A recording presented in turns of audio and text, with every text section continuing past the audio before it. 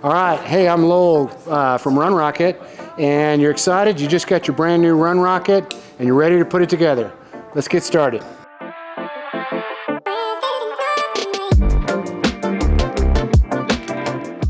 For this part, I do recommend having a friend give you a hand, because it's a little bit easier to get it out of the box.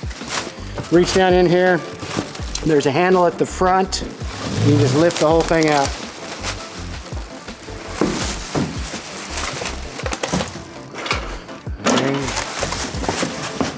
All right, you got two boxes. Both of them contain small parts. One contains the leg structures. This part goes to the back. That's going to get the wheels.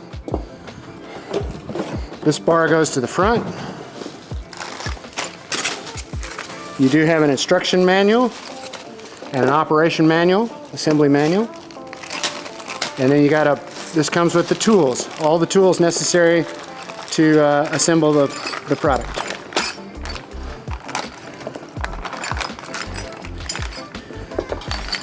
I'll lay these out here so you can see what you got. Basically various different bolts, a couple of Allen wrenches, and a wrench. Step one, assort the bolts. So you got two long ones. They go to the wheels in the back. And the nuts for those are the two big nuts. So we have, otherwise you have two long and two short bolts and four acorn nuts and various different washers. So the two long ones go to the back. Those hold the weight horn on. The two short ones go to the front, and those hold this bar on. And you got sets of nuts. Washers go with the wheel, and as do some of these spacer washers. Otherwise, these insert from the bottom up, and they have a square hole right there. What I do is I put that on, and on these particular ones, actually no washers are really necessary. Set that in. Set that in.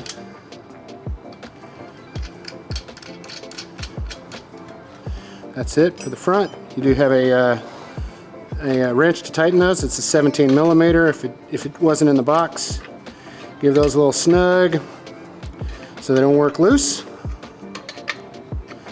Voila. And then well, actually we'll go sequentially. So let's raise that up.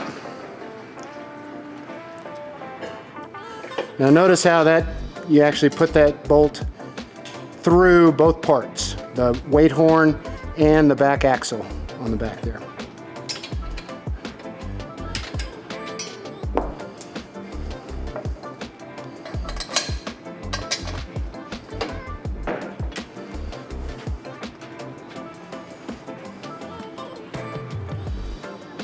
A little snug.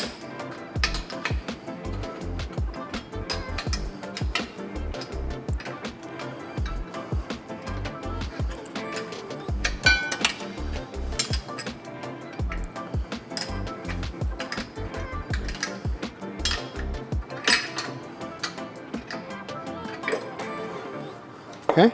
Next comes the wheels. This is important because you need to have the proper spacing in between the wheel and the frame so that it doesn't rub. So you're going to want to start with that big washer that goes on the outside.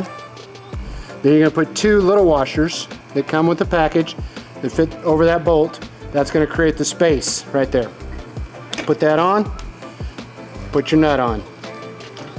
And then it's 19 millimeter. It's the other side of that wrench. And the Allen wrench that comes included in the package.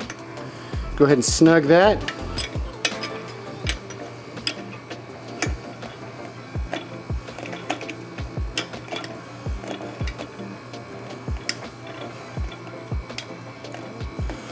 And you want to make sure that your wheel turns freely when you're done. You have the proper spacing. Repeat for the other side. There is a component in here that's put on for shipping. Now, included in your kit, there is a Phillips screwdriver. I recommend, if you've got one handy, to actually grab a real screwdriver.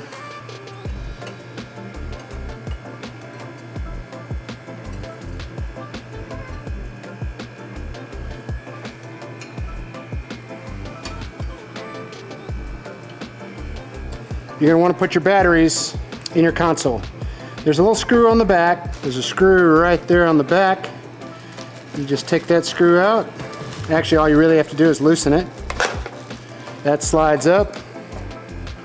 There's a Phillips screw right here. Of course, this is like most of your kids' toys when you put them together for Christmas. You just unscrew it. They are indicated in here, positive to positive, negative to negative.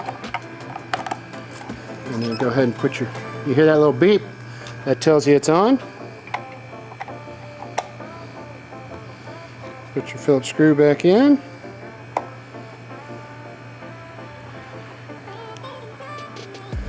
Slide that back down on there. And then retighten that screw.